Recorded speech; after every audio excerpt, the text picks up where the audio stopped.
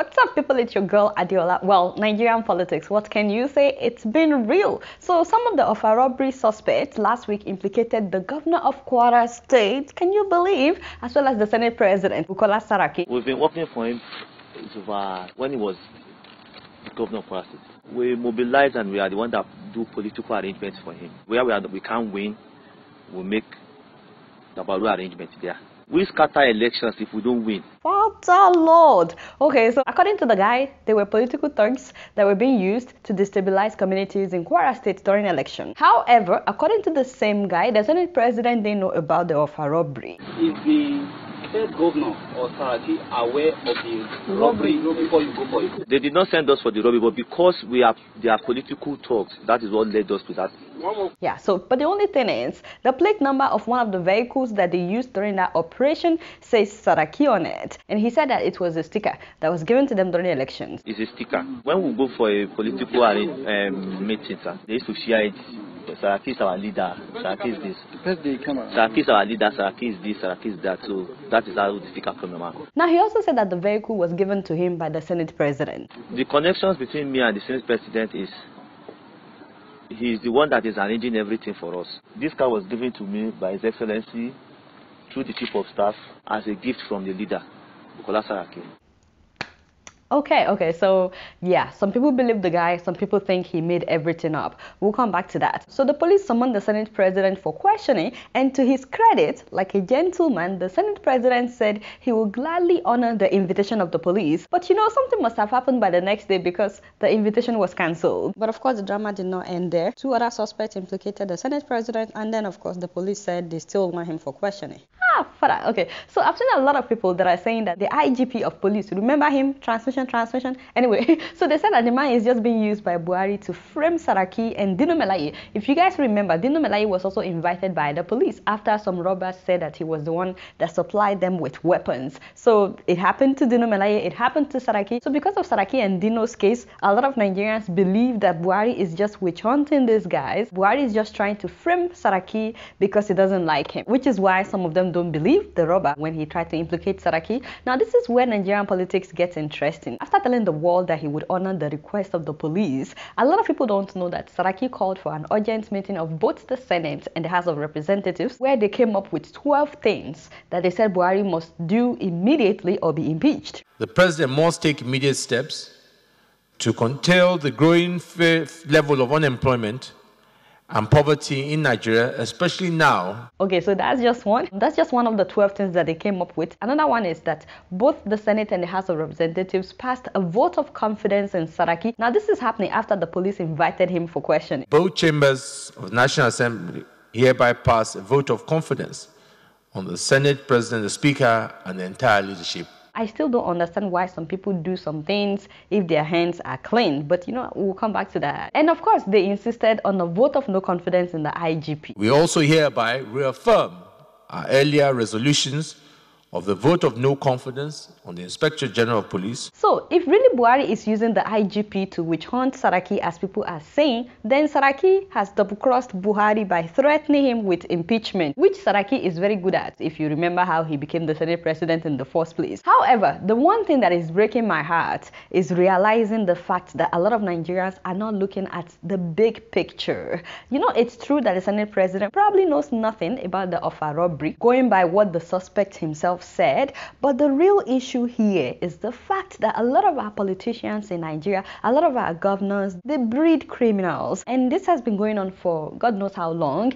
and people actually accept this as a norm. The fact that governors would equip young people with weapons and use them to destabilize communities, especially during elections, or in some cases use them to kill their opponents, it worries me. How do you guys think that Boko Haram started? Everybody in Borno would tell you that former Governor Alimadu Sheriff was the one that allegedly equipped young people with weapons as political thugs, and that he used them against his opponents throughout his 2 terms. But after using them, they became too strong and they had weapons at their disposal. And guess what? They started using it on the people, which is why the media would tell you that Alimadu Sheriff is allegedly responsible for Boko Haram, even though he was not the one that told them to go and be terrorizing people. We all know what started Boko Haram. Everybody knows.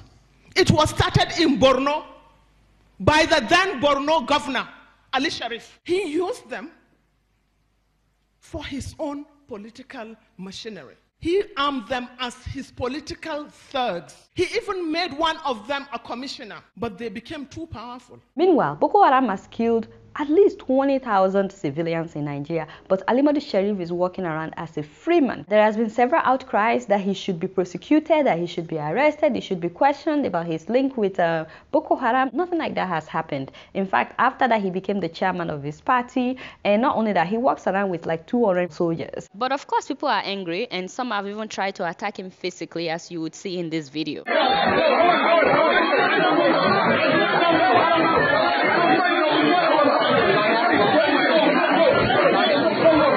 Now, in this case, I've seen some people saying that this guy made it all up, and you know, that makes me laugh because they're talking as if Saraki is a saint. Me, you know, when I looked at that video, I see a guy that knows that this is the end of the road for him, especially because they killed policemen. They didn't just kill civilians, you know what I'm saying? They also killed policemen. So he will probably be sentenced to life in prison, and he decided, if I'm going down, I'm taking everybody involved with me. That's what I see. I don't see any reason why he would make this thing up when he's about to die, when he could die. Now, yes, the Senate President didn't send them to rob the bank like he said, but he keeps repeating a statement that I wish we would pay attention to. And the statement is that the reason they are able to do this is because they've been empowered. The Senate President and Governor of Kwara State, we have been their political talk.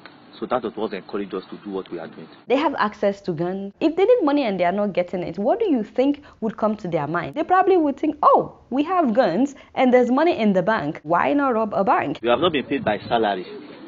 They give us money when he's around. Now, I'm not saying that Saraki is guilty of the things that the guy said, but just in case he was actually using them as thugs when he was governor, which is something that is very popular among so many of our politicians. And you know, this doesn't just pertain to Saraki or Kwara State. I'm saying that a lot of criminals in Nigeria today were actually bred by politicians. And I think it's time for us to stop pretending that this is not a problem, because it is, especially after we've seen what happened in Borno State. For those that are defending Saraki as if he's a saint, why not talk to people from Kwara State? You know, they've been shouting about his atrocities for years. They shouted that he was still getting governor's salary and a governor's pension after he was no longer the governor of Kwara State for years, while he was also getting his salary as a senator at that time. So like getting 3 different salaries. Forget about the 13-count corruption charges for which he was taken to court in 2015, which later became 18-count corruption charges before they dropped it down. People forget that this man and his associates allegedly looted Society General Bank of 1 billion naira. This was like in the late 90s, in the early 20s.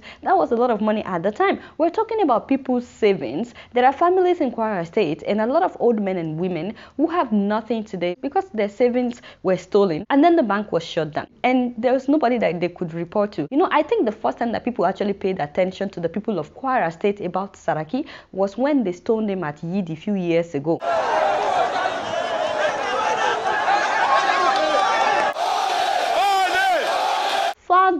For the Lord. And of course, Saraki denied that he was stoned, something that was caught on camera. He went on Twitter and said it wasn't true, that people love him. I guess what I'm trying to say is that we should pay attention to the ripple effect of politicians giving weapons to court members, giving weapons to young people to do their own biddings, because once they are done using these young people, once they are done serving those politicians, these young people still have the weapons, and then they turn on innocent people and they use the weapons. Unfortunately, it is usually when they are caught that they suddenly become godly. Why do you have to go and rob them? It is the work of devil, sir. My message is, we the youth of Nigerians, we should not be allowed by any other person to be used. We should not allow anybody to be deceived, to deceive us with anything. There is nothing out there. They are only deceiving us with stipends. Please, my fellow youth, I am begging in the name of God. And you didn't know that before going on the operation? You know, I don't pity him because he made a decision. At the same time, I'm hoping that somebody out there today would listen, because another election is coming up. Please, we need to stop letting politicians use us against our own people. 33 lives were lost during the Offa Robbery, including pregnant women. And it's all because somebody like him has access to guns. If you're from Nigeria, let me know if politicians in your state give weapons to young people to cause trouble during elections, and how do you think this can stop, especially when a lot of politicians may be